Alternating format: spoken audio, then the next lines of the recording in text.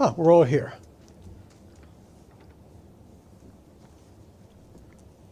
I call this meeting of the Finance Committee to order. Are there, Mr. Keller, any members of the public who have signed and here and wish to speak? Mr. Chairman, we have two public speakers today. First is Jason Pinero, followed by Rachel Faust.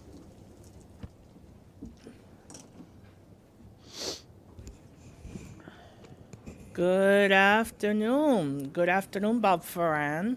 I'm gonna be precise. In transit, we learned that we are losing over $200 million on fair vision alone. That is not what we want. We want more money, so that means that everybody has to pay their fair share. And second of all, Bob, I want you to consider the following. If a person that's older than 62 or is disabled but not using accessoride, they ride the subways and buses for $1.35 one way. Why not we could give that same benefit for those who use accessoride? And just like H.P. Schroeder has brought to your attention so many times, a veterans discount.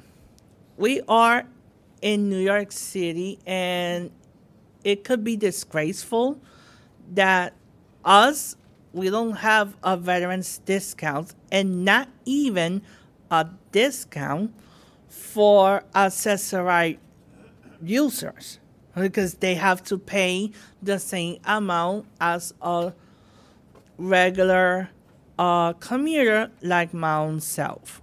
So, Bob, I hope that you could take this into consideration and you do what you have to do. So that's all I have to say. Thank you. Our second and final speaker is Rachel Faust from reInvent Albany. Somebody left a phone here. I'm not sure if it was another public speaker, but I thought I should say that to your staff.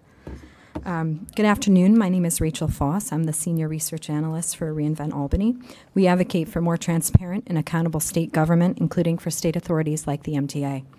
I'm here today to, 1, note our concerns regarding the proposed use of a non-competitive contract for an MTA reorganization plan to be developed by June 2019, totaling $2.3 million for Alex Partners. This is on page 32 of your materials.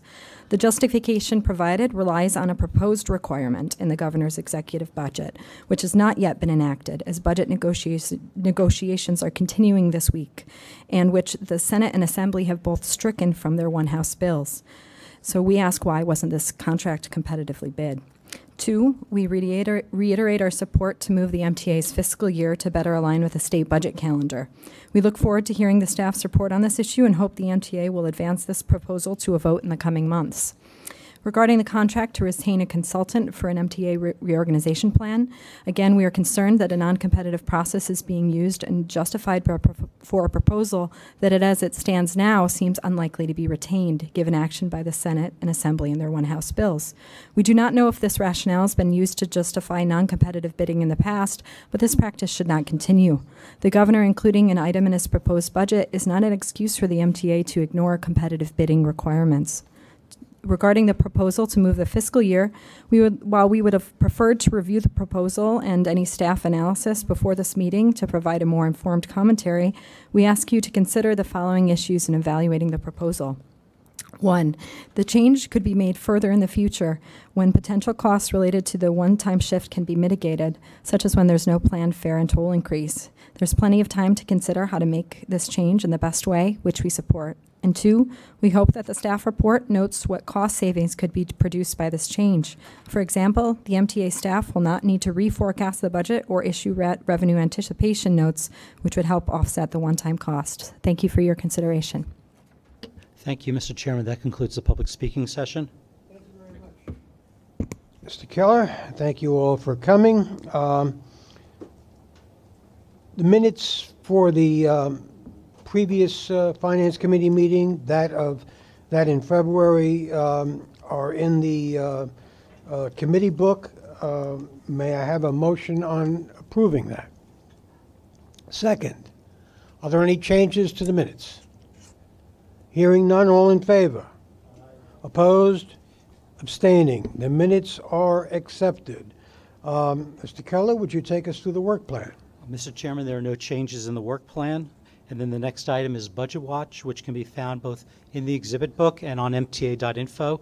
In the interest of time, I'll just note that overall, preliminary year-to-date results, which are February operating and March through March for subsidies, were favorable due to lower operating expenses and stronger urban tax collections.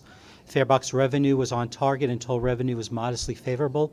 Preliminary expenses continue to be favorably reflecting of underspending in non-labor categories and savings from vacancies. Any questions? So the next item is Finance Watch, and which can be found in Section 4 on page 22, and Marcia Tanian is here to take us through it. Also, in the interest of time, if anyone has any questions, maybe I'll just answer those questions. Okay, thank you. We now move on to MTHQ and all agency items. There are 2 action items. The first is requesting approval for the retention of consultant for the MTA reorganization plan, and Tom Quigley is here to present it. It can be found on pages 32 and 33.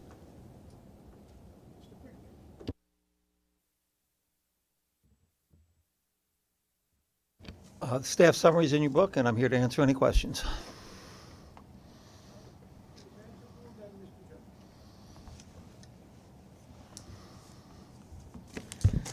To whom would Alex prepare or deliver the report to? The report would go to senior management of this organization, the MTA Board, and depending on the legislation, I presume right now the governor and a panel of experts he said he's going to appoint, but that would depend on the legislation.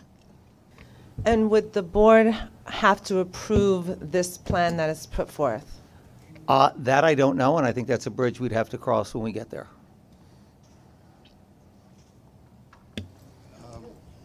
I have a concern that this really we haven't really seriously, two problems. One raised by one of the speakers, that why wasn't this competitively bid? Since we don't know all these imponderables about what's going to happen with the legislature. And also I'm somewhat concerned, I know it wouldn't happen here, that staff is picking a consultant which may theoretically eliminate or change their positions. That doesn't seem to be, I think you may be circumventing what a board should be doing in this case. That's the personal view. It's by no means a criticism of any of the staff at the MTA, but it is rather odd if this is going to be a thoroughgoing change in the management structure, that management in fact picks the consultant. Not only that, but doesn't put it through a competitive process. I think also there's part of the mandate is going to be to look at the governance structure as well. So there could be changes to governance as well. That even makes it more critical that this board have a fully informed decision-making process. One of the comments noted that both chambers of the legislature struck the governor's reform language, which this is the outcome of. Would you kindly provide your thoughts or response on why this would be the right time for this committee and this board to consider this? Sure. I mean, on February 26th, both the governor and the mayor issued a joint 10-point plan, which, among other things, called for a reorganization plan of the MTA.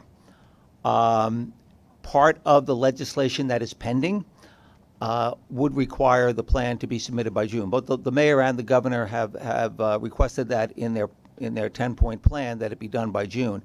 The only way we'll be able to meet a June deadline is if they start now, effectively. We're not going to be able to do it if we wait any longer. Yeah, Mr. Pally. But technically, that agreement between the mayor and the governor has no legal authority until the legislature approves something and the governor signs whatever the legislature approves, which may or may not happen in the next week to 10 days or whatever it is. So, I mean, I also don't see I understand the timing issue, but from a legal perspective, well, let me ask the question this way. Assume for the moment the legislature and the governor in their state budget, the next 10 days, do not include the reorganization plan in some facet. Does the contract still go into effect? I would say the answer is yes. Given the fiscal situation of the MTA, and the consultant that was selected has extensive experience in operational restructuring, looking for efficiencies, cost savings, and things of that nature.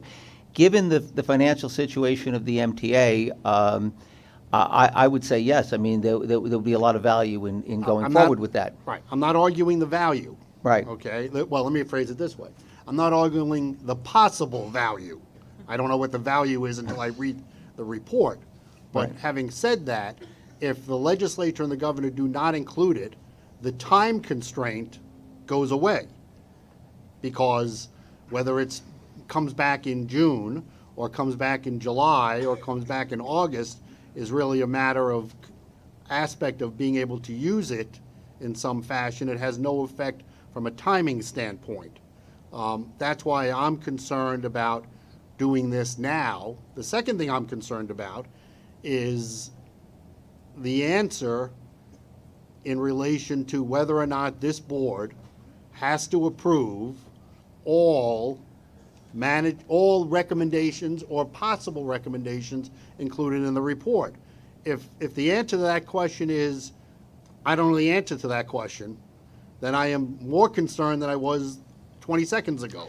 Because this board has a fiduciary responsibility to ensure that the management and government of this organization is up to date, cost effective, efficient, and whatever other words are included in the directive to the consultant. And in my perspective, if we are not granted the opportunity to do that, and in fact, in my perspective, we should see the report before senior management sees the report, because only then will we know, number one, not only what is in the report, but number two, this board to be able to determine for itself what it wants to do. So those two questions are very concerning to me. They are, Commissioner, but those are questions for a later date. Well, we don't know what the report, we don't have a report yet, we don't have a consultant, so until we have the report, I don't know. It depends on the recommendations. I would suspect major recommendations would need to be approved by this board. If they make very minor recommendations, perhaps they don't. But again, those can all wait till subsequent meetings when we have a report. I mean, I don't know what the report's going to say. Mr. Chairman, there must be a dozen agencies and businesses that do this kind of work. And the fact that we haven't had a chance to interview them, to get some sense, this is a major change for this institution. And we're just going to pick somebody out of a hat because someone said they looked good? No, Commissioner, we had a very extensive review process. But where did the board get involved? The management picked, so we had an extensive review process led by our acting chairman. It included Pat Foy, our president, Ronnie Hakem, our managing director, Bob Foran, our chief financial officer, Jano Lieber, our chief development officer, and me, your general counsel. We did this over the course of 2 months. We considered 6 different firms. From there, we brought 4 firms in for interviews. After the first round of interviews, we brought 2 additional firms back for a second round of interviews, and then we ultimately selected Alex Partners.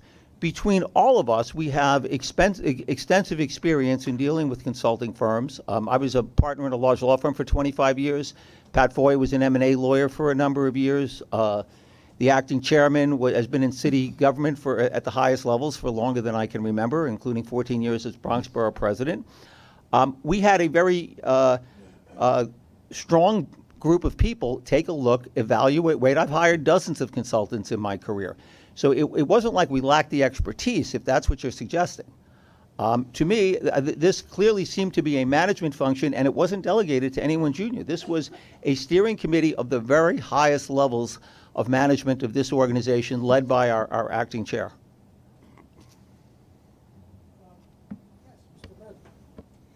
Quigley, you've persuaded me that this is unlawful. It's an unlawful delegation of the board's authority. Your presentation, in and of itself, persuaded me of that. I have no question that Freddie Ferrer and senior management have the skill, the integrity, and the ability to make those kind of decisions. The fact that they don't take the board in on takeoff, but want them in on the landing, does not make a lot of sense to me. Just one brief comment. This doesn't even come near to a landing. This isn't even a mid-air refueling. Can I ask a question? Perhaps you could tell us. Perhaps you could explain the thinking around the MTA leadership choosing the law firm instead of bringing that to the board.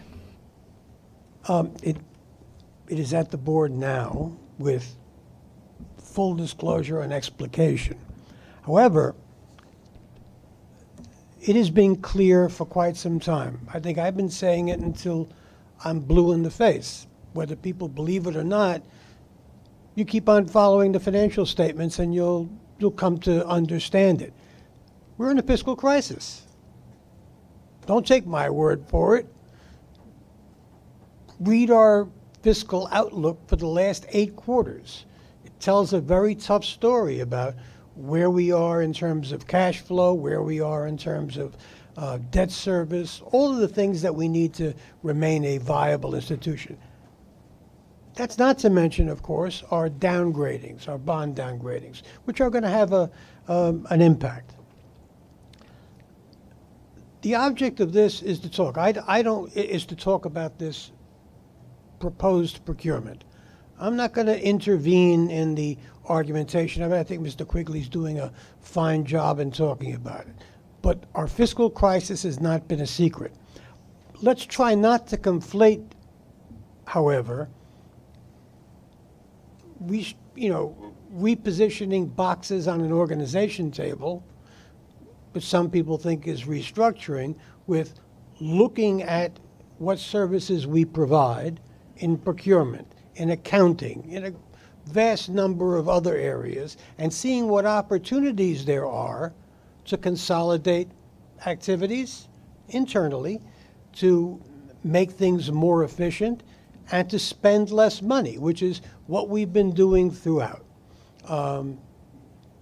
But I'm not here to answer those questions. Mr. Quigley is. Ms. Vanterpool and Mr. Ward. Since the executive order was signed in the summer of 2017, many actions have circumvented the board under the explanation of urgency and our financial crisis and the state of our subway system. This procurement should not be lumped into that category. In fact, Mr. Quigley still does not have some key answers to questions that have been asked, and this is an arbitrary deadline that we are not yet prepared 10 days before the state budget is to be finalized and approved to vote on. I move, Mr. Chair, to table this procurement. May I just respond? We are not, I think it's pretty clear, we're not seeking authority under Executive Order 168 for this. We've come to the board, and all we are asking is the authority to retain the consultant. There are no decisions, no conclusions about what will happen at the end of the process with the report. That is not before the board today. All we are saying is give us the authority to retain the consultant to begin the work. It will take, under an ordinary procurement, months and months, and as the acting chairman said, the MTA is in a dire financial situation, and this is designed to deal with that very situation that as Bob Foran says on a regular basis, is pretty extreme. But in terms of what's going to happen with the report, who's going to get the report, where it's going to go, those are all questions for a later date. None of that is before the board today. We're not asking any of you to decide it. And I don't know the answers to those questions. I'm not going to know them next week or next month or until the report actually comes in. Then this is a premature request. And I would also add that this board is very well apprised of the financial situation of this organization, because it was this board that voted for fare and toll increases despite not wanting to, because we recognize the financial situation of this organization and because we are beholden to fix that. There is unanimous support for restructuring. There's different ideas on how to do that, but there is unanimous support amongst this board for a different way of doing business and a reorganization of some sort. We may not all agree on the elements or the proposals that have been put forth, but I think we are being asked to vote for something before we even know the details, before we even know if this is the right reorganization plan. But there is no plan, Commissioner. There is no reorganization plan. There is a request to hire a consultant who is an expert that will come up with a plan or help us develop a plan. There is no plan.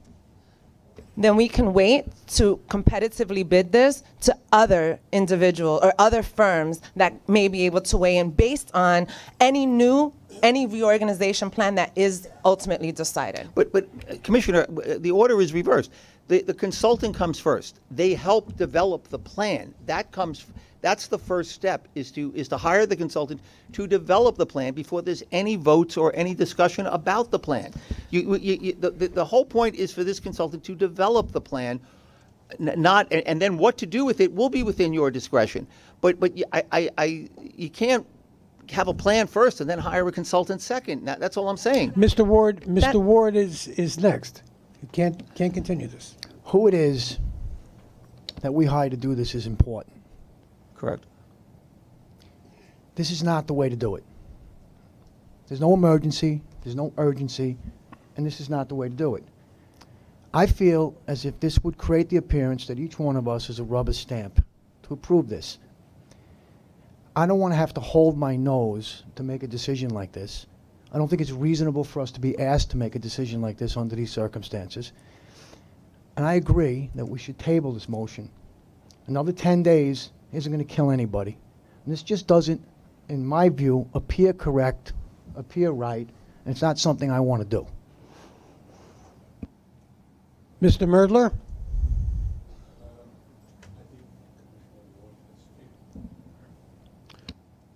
Else? There's a motion on the floor, and it has been seconded by Mr. Ward to table this. Is there any further discussion on the motion to table? Hearing none, all in favor? Aye. Put your hand up, okay. All opposed? Abstaining? Motion carries. This motion is tabled. Next, we have the all-agency annual procurement report. The full report is available on Director's Desk in the Documents Center and on the MTA website at MTA Info. We are asking the Board to authorize the filing of an all-agency procurement report with the State of New York for the period January through December 31st, 2018, as required under Section 2879 of the Public Authorities Law. The full report is available on Director's Desk. If there are any questions. The annual procurement report. Okay. We need a motion then to approve it. All moved, seconded? All in favor? Opposed? Abstaining? The report carries. There are 4 reports and information items. The first is the agency reports on metrics and fare evasion, which are also available in the exhibit book and mta.info. Okay. Any questions? Questions or comment on that? Okay. Next is Change order? Oh, Okay, good. I'm sorry, my apologies. Next is a presentation by Bob Foran on the resolution to change fiscal year. Copies have been provided to you, and the presentation is also available in the exhibit book on page 277 and on mta.info. Good afternoon. I'm not going to go through this whole presentation. It's designed for you to take home, look it over, consider it, and there'll be further discussion later. So there's background information that I think will be helpful that's in here. But what I was asked at the last Finance Committee meeting was to come up with some scenarios that would address a specific issue. First, let me just start off that if we were to change our fiscal year, the goal is to try to do it in a way that more aligns our fiscal year with the state's fiscal year, which is a March 31st fiscal year, with the city's fiscal year, which is a June 30 fiscal year, so that the board might have more accurate information by the time they do the board. So there's a value in that certainty there, and so that's one of the goals. Now, to have real certainty, you would not want to approve our budget, the MTA's budget, until we knew both the state budget and the city budget. The city budget would be completed in in June. So once we knew what the city's budget was, we could then adjust the MTA's fiscal year budget and then present it to the board in July, and then the fiscal year would start August 1st. So we would have an August 1st beginning fiscal year. Now, the goal is to also approve a fare and toll increase at the same time that you approve the budget. So that would be a fare and toll increase that would be approved in July as well. Well, the way it kind of works with the calendar, that would mean that by September, we would be implementing the new fare and toll increase. Now, right now, as you know, the fare and toll increase goes into place in March, according to the calendar, and well, it'll actually be April on some of these, but March was the scheduled time, so it'll go to September. Now, whenever you delay the fare and toll increase, there's lost revenues, and as we've discussed and this board has gone through, right now we lose about $28 million a month in every month delay. So that would say if we were to go from a March implementation to a September implementation of fare and tolls, that would be about a one-time loss of $168 million. So what the Finance Committee asked me at the last meeting is they said, can you come up with ways to try to mitigate that and to avoid having to take that? Well, I'm just going to point you to one schedule back here that we'll look at. And that schedule is slide 9, where I presented some scenarios. Now, basically, what the scenarios mean is that customers, our customers, would have to cover this revenue loss through either larger increases or earlier implementation, okay? That's the only way we're going to make up, the revenue. But here's some ways that it could be done. First, let me just start off on the top line. The current assumption was that we will have a 4% fare increase in 2021 in March. And you can see the revenue in 2021, since it's not a full year, it's about $280 million that we expected to come in. The full year fare and toll increase is $328 million in 2022. Now, go down to the next line. If we change the fiscal year, and so now the 2021 fare and toll increase would not be in March, but it would be in September, you can see that in 2021, we would have a revenue shortfall based on our projections of about $168 million. But we have the full fare and toll increase in 2022, but net, we're short $168 million, as we've, as everyone has agreed. So here are the alternatives that we're putting out, alternative scenarios. The first says, okay, in 2021, we have a 5.5% fare and toll increase in September, okay?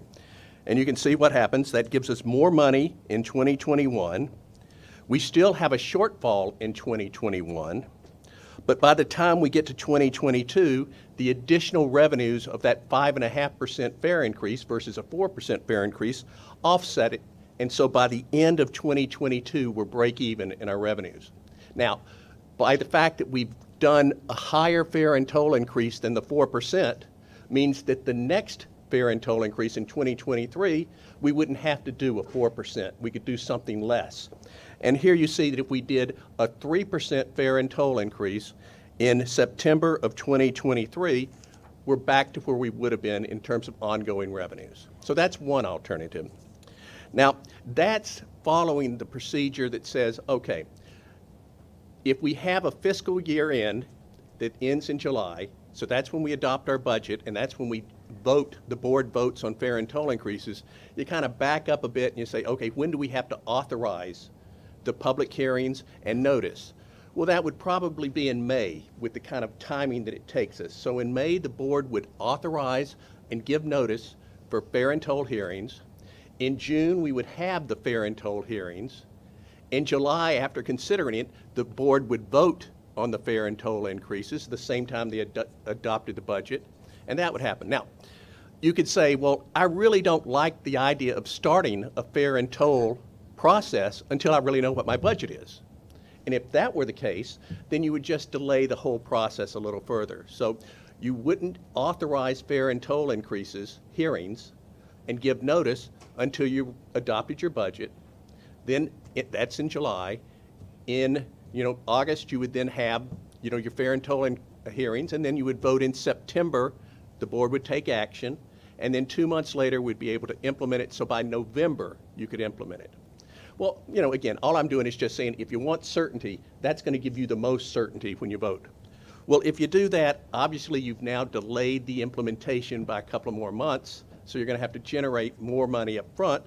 And so what it shows in Alternative 2, in this case, you would have to have a 6.35% increase in November of 2021, and then you would be balanced by the end of 2022. But then the 2023 fare and toll increase would not have to be 4%. It could be significantly less. And this just shows that it would be 2.1%. So if you had a 635 increase, in November of 2021, you could get by with a smaller 2% increase in, November of 2023. So again, those are alternatives. They give you the same cash flow going forward, but again, you're hitting your customers earlier with larger increases. Now there's another last option here that I put forth, and that one says, okay, let's do a fare increase next year. So in September of next year, let's do 2%, not 4%, but 2%. And then in the next year, when we were going to do 4%, we'll just do 2% again. So basically, it's the fare increase this spring that we're about to do. It would be another one in September of 2%, and you could do another one in the next year, 2021, of 2%. The kind of difficulty with that, or perhaps the problem with that, is you've now had 3 years of fare and toll increases. And I will tell you that, as we all know, right now people think that we're having fare and toll increases every year. Okay, and they don't really necessarily know the amount of it, so that would just be a consideration. It's not as dramatic in terms of the hit as these other two scenarios, but it does have that look every year fare and toll increase. But I think what I was asked to do is, could we come up with scenarios that say it doesn't have to be a one-time loss shifting this back? And so there are alternatives to consider. Again, the customers will end up paying for it, but there are ways to kind of phase it in. So again, that was just what we were asked to do for this meeting. I asked you to go through and look at the material that's in here, think about it. There's pros and there's cons, and then we can discuss it at the Finance Committee's, wish. Mr. Birdler, then Ms. Vanderpool. Bob, I have the impression that what this communicates is something that will bother Brother Pelly, who accurately says that the public's just about had it with annual, biannual kind of fare increases, and you've reached or are going to reach the saturation point. And if you go down this road, you'll just reach it a little earlier. On the other hand, the benefit of the move, in my view, doesn't warrant that. So that I'm not even convinced we ought to change the period of time. The downside of it, I think, outweighs the positive. Can I remind the committee members, this isn't an action item for today. So we're not debating the relative merits of it, but I hope you'll use the moment to ask questions, clear up any, any thoughts you may have on this. But this isn't about a vote right now. Ms. Venable. Thank you for preparing this information. I, like my fellow commissioners, just received this, which you've acknowledged already, and I do certainly want to digest it. There's a good number of information and numbers in here that are difficult to ask questions about or think thoroughly about at the moment. I do appreciate you all preparing this information for March. It was asked in February, and at that moment it was clear that there were a lot of other demands on staff's time, so thank you for working to get this done. One quick question. In addition to asking for the scenarios which you've presented here, I had also asked about what potential cost savings from maybe reforecasting or staff time or RANs and bands. Would you direct me, Sure. just so I can look, or quickly find rather, where I can see that? Yeah, we discuss the cost savings on page, well, we discuss the issue of whether we're saving time or not and what happens on slide 3 and the revenue anticipation notes on slide 4. Really, you know, the last time we sold revenue anticipation notes was March 2010. Those were public notes. Right now we have a line of credit with the bank, private notes. We have no real need to sell RANs. This doesn't affect it. You know, finance department has gone through and looked at it and said, whether our fiscal year was, you know, June, whether our fiscal year is December, that's not going to affect RAND cost. Now, the issue of going back through, because I think it was a legitimate issue, you said, if we get a state budget that's dramatically different from what we have built into our financial plan, don't we have to recast the whole financial plan and go through and do that analysis? Well, if you look historically, we really haven't had significant differences between what comes out in the executive budget, which is early, you know, the mid-January, and what we already have. We've had times when it's been 60 million off or such number. And 60 million is not an inconsequential or insignificant number, but if you get $6 billion of dedicated taxes, then 60 million is something that we, over the course of the next 11 months or 12 months, we can certainly handle. So we don't, budget does not spend a lot of time having to recast, you know. I mean, it's a complicated model, but it really isn't something. The more complicated thing that we did was what we did, you know, this year, last year, when we had the subway action plan and we didn't know whether it was going to be funded by the city and the state, and we had to have plan. So, but we had already laid that out. That was probably the biggest thing that I think we have done. Yeah, that was probably the most time-consuming thing we've done since the recession in 2009, 2010. Yeah. So I would just say there is extra work, but it's not something that I could quantify and say, oh, it will offset, you know, the $7.5 to $9.5 million that, you know, for reprogramming, things like that. But it is certainly a consideration. I would say that we have a pretty good ongoing dialogue with New York State Division of Budget and the city's budget people. So, I mean, the budget people talk behind the scenes, and whether the principals talk or not, the budget people are talking behind the scenes. And so people are pretty much aware of what's happening, and there aren't too many, you know, surprises that happen unless, you know, there will be surprises that come on an executive budget or the mayor's budget, but not big surprises that we've seen. So I wouldn't say that those, you know, potential cost savings would offset these, but I think with the scenarios, I'm showing you that there's things that could be done, you know, with our customer support to fund the lost revenue from a delay. Mr. Jones. Yeah, this is showing my ignorance. You lump together the budgetary dates of both the state and city. How much of this really does rely on the city budget? The city really doesn't have, and you'll see here in the note, we say it's really the state budget that drives this. And if the state budget was the sole driver, would that change the calculation? It would just mean probably a 3-month instead of a 6-month lag between implementation currently and so year. It'd be a 3 month, so it would be just less than $100 million. You know? Okay, but immediately I would think one of the first things we should do is cut the city out of this discussion and look at the state, which is really the main driver. Yep. So I'd limit it that way right away. And that doesn't get us there. It's still a lot of money, but it starts to at least attenuate some of this, particularly if we follow through on some of your other suggestions of some marginal increase to carry this. Maybe we could cut this down to, you know, 2.5, well, who knows? I'm making it up. Your point is quite right, and that's what we try to point out here is the city doesn't have that big of an impact. And I think we should only be governed by the state. The city, just so everybody knows, we do get significant I revenues know. from the city, but they're more fixed in Right. nature or formulaic. We can pretty much kind of project So, more easily. so in the presentation you make to us when we start, could we recast this as just a state budget date?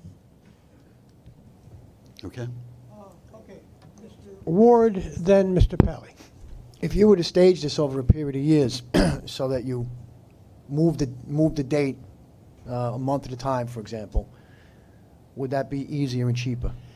You know, you would only then have 1 month every year that you'd have to make up. So certainly from a financial standpoint, the problem you have is it takes our revenue people and the people, now again, this may change, I have to preface this may change when we get to new fair payment system. But right now it takes us about 8 weeks to change our fare. So, you know, when we talked about doing fares 3 years in a row, that's 2 months that it's going to take us to program it. And so that's where you, Commissioner Ward, that's where you start to have the kind of problem that it's just that. Now again, when we go to new fair payment, I assume that it's going to be much quicker, much easier for us to make those. But you're right, you know, the shorter the time, the less the cost. Mr. Pally. Number one, the materials on page 9, the various options are, I assume, you assume, no other changes in state law relating to it. This is the current state budgetary actions and our reactions to them. Yes. There's no other assumptions of any other actions by the state legislature before this. No, that's what I'm assuming that. Yes. Okay, so it's based on the current Current. projections? Yes. Okay. And then number 2, with regard to the state appropriations that are listed on page 3, they're in the executive budget and then in the approved budget, the state budget each year, there is a number relating to the dedicated taxes that they agree on, or whatever. Sometimes that number is right, and sometimes that number is not right, depending upon economic factors that come into play after the number was made in that regard for the rest of that fiscal year. Assuming for the moment that the number was too high at the moment, and the state does not collect all the money that was appropriated, my understanding at the moment is they don't make up the difference. That's correct. We make up the difference. That's correct. Okay. Assuming for the moment that the number was too low and that the appropriation number was lower than the actual tax collection number, what happens to the difference? It depends on what the tax was. PMT, you know, payroll mobility tax, they always put a higher number in for the payer than what they thought would come in, because they wanted to make sure that if it did in fact come in at the higher number, they could give us the appropriation.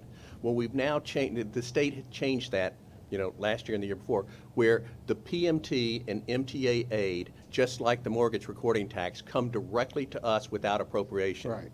So now, whatever it is, we're going to get it with, I don't know, a 2-week lag or, you know, a 1 month lag, but we will get everything that's supposed to come to us from those. So if economic activity causes it to be lower than what our forecast is, We we're get gonna- less. We get less. If it's more, we're going to get more.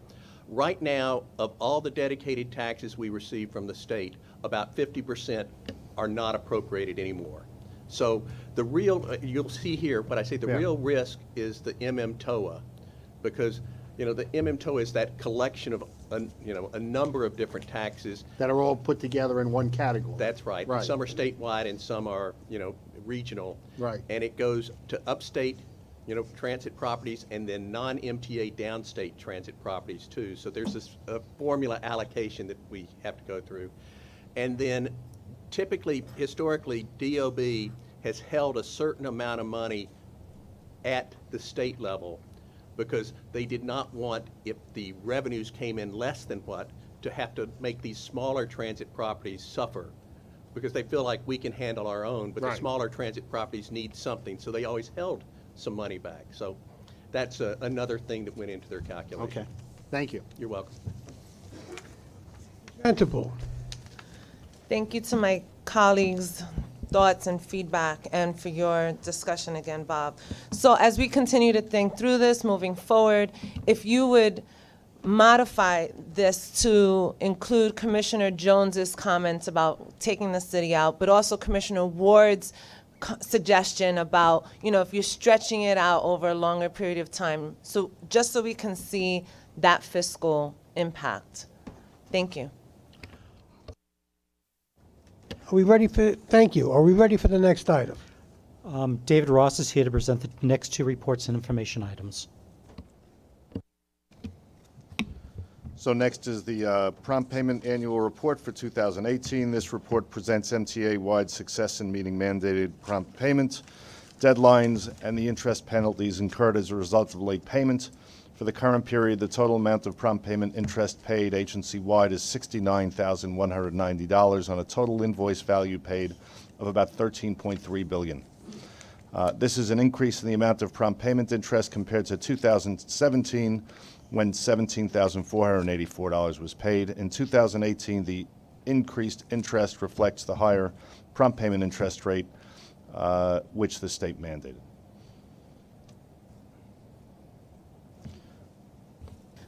I do have a question. Could you just refer me to the page, because I have a note in my book, but. Pages 37 through 40. Thank you. So my 37. So I have two questions here. The first is, why are these invoices, the ones that are late, being paid outside of PeopleSoft? Do you want to? So we have a capital programming system that's responsible for administering the work certificates that award capital work. Invoices come through that are reconciled and then submitted to the BSC for the check to be produced. But the reconciling part, the actual matching of work to purchase orders, is done at that level. We have been looking at the capital systems to try to bring them into PeopleSoft for cost savings. That's part of our initiative. We're taking it small bites because it's a very complex system. Is there a timeline for that potential migration? Is that 3 months, 9 months? It's more? much. It's getting rid of our capital systems is over 5 years. And because the number is a best practice, our late interest payments, if you take a look, we are less than 0.1%. When we presented Hackett's benchmark, we're in a best practice, so it's not our first priority. I think there are other aspects of it that we want to attack first. Force account is where the greatest pain is today. And if the reason for us paying the late interest, this late interest, is because we're receiving late invoices, are we then passing that cost on to the submitter? So we don't, the invoice, the clock starts when we get a good invoice. So it's not really getting the invoices late. When I say we, meaning the BSC gets the invoice from the project manager or the agency a few days before it is due, then we have to scramble and get it paid. And if you could explain why this is a particular problem for HQ, because looking at the historical information provided, Sure. Prior to 2013, it included some other agencies, but since 2013, it's only been a problem with HQ. That's when the BSC started to pay all capital invoices, and we pay it out of the cap program. But all of this money is actually agency capital money rather than headquarters capital money. But since we are the payer, we report it as headquarters.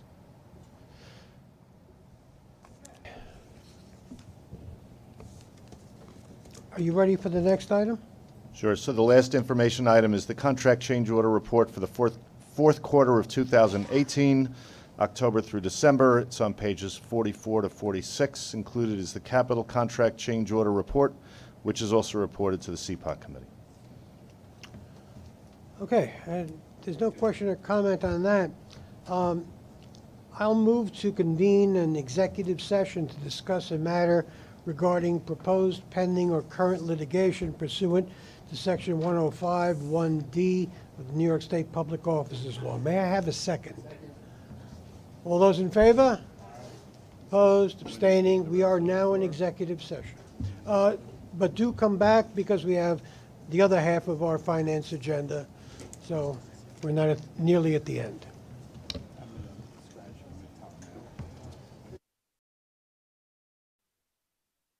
of executive session. Second, all in favor. We're out of executive session, back in public session. Mr. Ross, I believe the floor is yours. Thank you, Mr. Chairman. So for headquarters, there are 11 procurement actions totaling $1,307,132,058. There's one non-competitive procurement action totaling $2.5 million. The contract is with Cambridge Systematics for continued development and post-launch support for the OpenTrip Planner application within MyMTA. This is a sole source procurement that provides for the enhancement and maintenance of applications that Cambridge originally developed with a bus CIS system that was procured through a competitive process in 2011. Questions or comment on any of these procurements? May I have a motion to approve? Second. No other comment? All in favor? Opposed? Abstaining? Procurements are approved. Headquarters also has 9 competitive procurement actions totaling $1,286,732,058. The first action proposed is a $14.6 million award to Snap-on Industrial for proprietary tools. This is the second class award being presented to the board that derives from an all-agency procurement for maintenance, repair, and operations supplies. The second action is a $404,000 award to Barbara Takanega for an arts and design project at Metro North's White Plains Station on the Harlem line. The third action proposed requests that the board declare an emergency and authorize a $945 million award to Caremark PCS Health for Pharmacy Benefits Management. We are not proposing to exercise the MTA's option to extend the agreement. This will replace for more than 2 months due to exceedingly high contract cost overruns, and because the MTA's dire financial condition makes avoiding such cost overruns critical. The emergency declaration is warranted because employee health and safety is vital to MTA operations and the public's safety. Pharmaceutical benefits coverage is critical to meeting the workforce medical needs, and a competitive process was conducted between the incumbent's principal competitors. I want to note at this point that we stayed as close to an RFP process as we could, given the time constraints imposed by this procurement, and that actually included engaging both Optum and CVS for a transition process at their own cost. So Optum, which is not getting an award here, was actually engaged and at their own expense worked with us on a theoretical transition for a contract they didn't receive. So I personally express some gratitude to Optum and CVS for working with us at risk, so to speak, and at their own expense. The fourth action is a $2.1 million award to Wilden Homeland Solutions for security and emergency management training. The fifth action is an $81 million award to IBM for data center operations and maintenance services. This contract provides for the upgrade of existing processors and maintenance and management of an additional mainframe to support a higher degree of availability for AFC applications and debit credit functionality. The next two actions are contract extensions that are required to continue employee benefits until 2 contracts replace them. The first is a 2-month extension of a contract with Express Scripts for $238 million. The extension is necessary to allow for sufficient time to transition pharmacy benefits management to the aforementioned new provider, Caremark PCS. So this is the last 2 months of that contract, giving us time to implement the new pharmacy management contract with CVS Caremark. The second action is a $1.75 million 6-month contract extension with iMed Vision Care for vision benefits for MTA employees. An all-agency RFP seeking the successor contract is already underway. 2 contract extensions are proposed for a combined $4.9 million with Ozone Park Lumber and Turtle and Hughes. They'll continue to supply building materials, plumbing, and electrical supplies for multi-agency use, while replacement contracts are finalized under the all-agency procurement for MRO supplies, RFP. So we had one earlier that you saw in the package.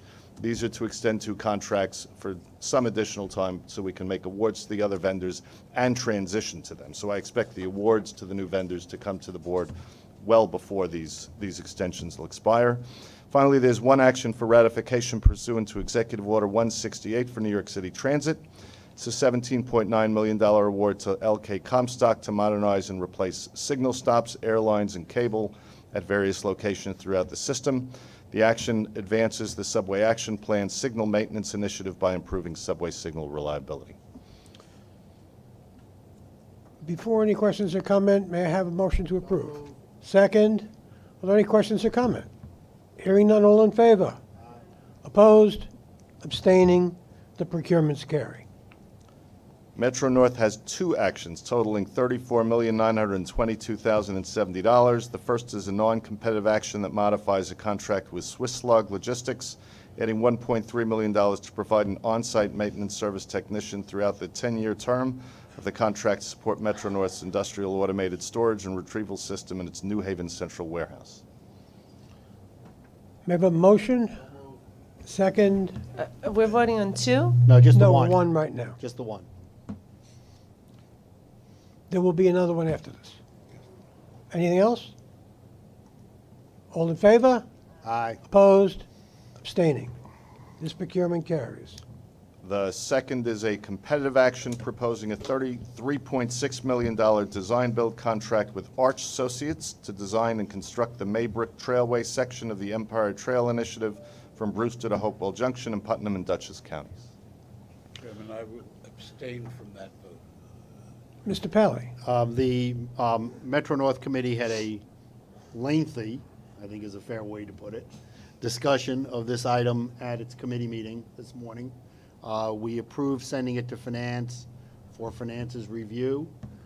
We did ask the president of the Metro North Railroad to provide additional information regarding the contract, regarding the state commitment to pay the full cost of the contract, and some ancillary issues with regard to location of this site and some sites in the Bronx.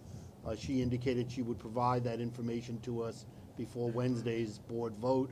So as a result, we will continue the effort to move it to the board for Wednesday's vote. Okay. Is there a motion? So move. Second. Any other comment? Hearing none, all in favor? Aye. Opposed? Abstaining? This procurement carries. Long Island Railroad seeks authorization to declare competitive bidding impractical and to instead use the RFP process for the Wreck Bridge Rehabilitation Project. Is there a motion to approve? So move. Second. Any question or comment on this? Hearing none, all in favor? Aye. Opposed? Abstaining? This carries. New York City Transit has 4 procurement actions totaling $42,708,707. The first item seeks ratification of a $6.2 million award to Siemens Mobility for the purchase, installation, and maintenance of an automated bus lane enforcement system on 123 buses. The award was made pursuant to the declaration of an immediate operating need, as immediate deployment is critical to New York City Transit's Fast Forward program. For any questions or comment, may I have a motion to approve? Second. Second. Are there any questions or comment on this item? Hearing none, all in favor? Aye. Opposed? Abstaining? The item carries. So the second New York City Transit item is a $23 million retroactive change order to a contract with El Sol Contracting ES2 Enterprises joint venture for subway tunnel rehabilitation work on the 4th Avenue line in Brooklyn between 39th Street and 60th Street. Notification memo regarding this action was given to board members in February.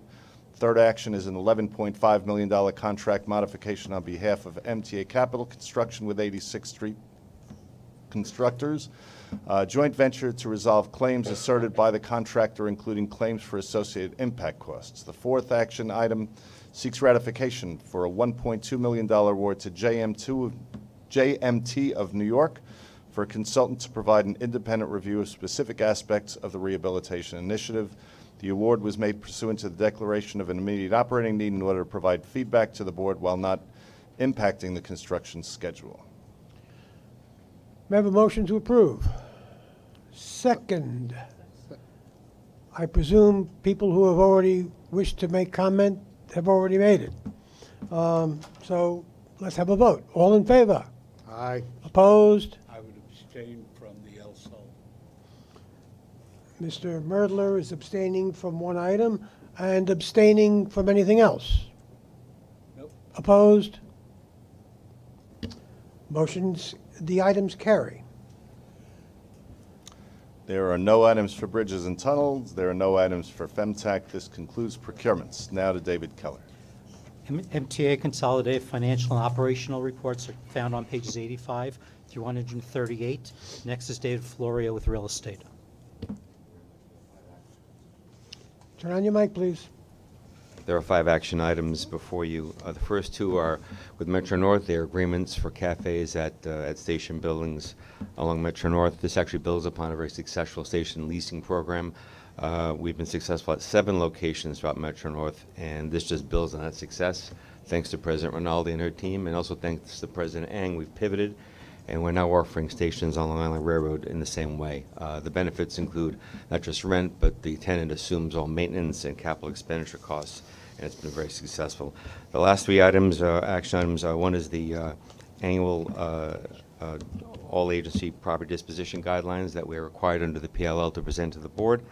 Long Island Railroad item, which is an amendment to MOU with Vornado covering Penn Station improvements. And the last, which was a handout, MTA Capital Construction MOU with JP Morgan Chase for 270 Park Avenue development. And Mr. Lieber will take that one. Yeah. With apologies to the board, I distributed a so-called walk-in item today, which is a proposed approval, to get your approval for a memorandum of understanding with JP Morgan Chase. I think I have briefed both the CPOC committee and the Long Island Railroad Committee on what was going on. JP Morgan Chase announced that they wanted to demolish their existing headquarters at 270 Park and rebuild it at a 2.5 million square foot building, more than doubling the workforce that was there. It's a significant initiative benefiting partly as a result of the East Midtown rezoning, not unlike the One Vanderbilt project and indeed the potential redevelopment of the Hyatt. The consequence is that they needed additional structure to go down through the Metro North train shed, down through the East Side Access concourse down to Bedrock. And we had to work out something for what was going to potential impacts to our construction project and to make sure that we didn't have any impact to budget and schedule. So there's an image up on the screen right here, which is I think, a slightly crude representation of the fact that their foundations and their structure literally extends through the East Side Access train below grade structure. They're entitled to support under a 1976 agreement in the era of the Penn Central Railroad era, but they're not entitled to quite as much support as they're getting. So what we got is in this MOU an agreement. First of all, we've been operating all the analysis and work we've done on this paid for by JPMC, and that we have an agreement which in substance protects against budget and schedule impacts. So that is to say, if any of their work, which is being carefully coordinated with ours, has any impact to our budget and schedule, and for example, our contractor needs to accelerate, that is on JPMC's dime, and so on and so on.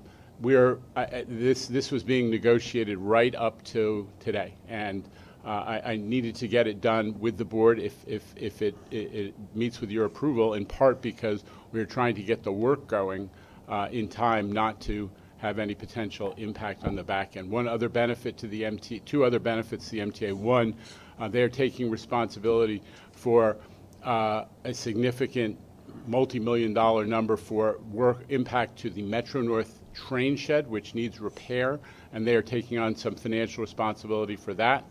And they're also going to perform the work, so that is an important benefit in and around the train shed area underneath and adjacent to their building. And in addition to that, they are helping us economically with a long-standing and complicated process to get a 48th Street entrance, which is located in the Rudin Management Corporation's property at 415 Madison. So I apologize for the late coming, and to reassure you, when we get a construction agreement done in a month or so, that will come back to the board. But I do need your approval to enter into an MOU, which is hot off the press. Mr. Pally. Yes. In your opinion, Yes. expert as it is, will this affect in any way the December 2022 opening of East Side Access? The core principle is that it may not.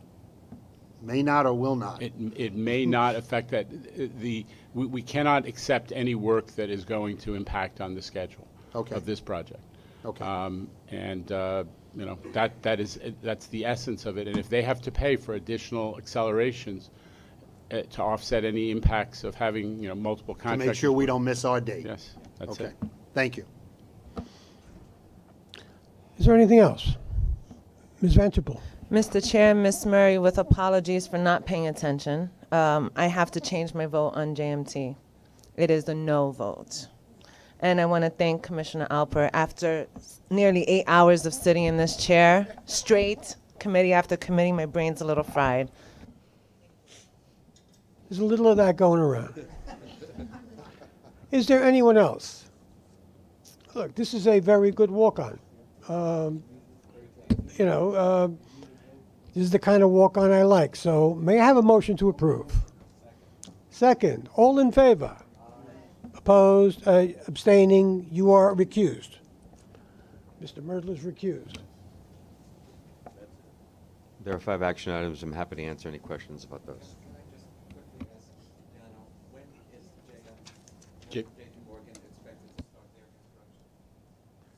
The physical construction, I think it's about a year. Randy, the question is, when does J.P. Morgan's physical construction start in the train shed and in the below grade areas? In the fall.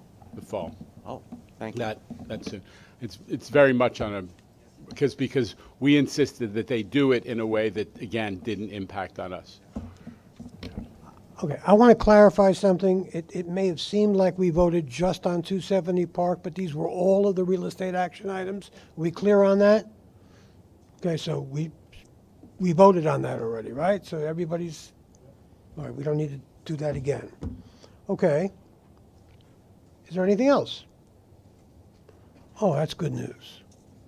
I just a point of clarification, I have withdrawn from this agenda Mr. Bob Paley's presentation on parking and transit-oriented development in light of the lateness of the hour. This is, I think, the 3rd time that Bob has been on the agenda, and we pushed him off. So I hope we'll be able to accomplish that the next time around. We feel your pain. Yeah. May I have a motion to adjourn? Second, all in favor. Finance is adjourned. Next up, CPAC. Christopher, you know how to record your vote when you table the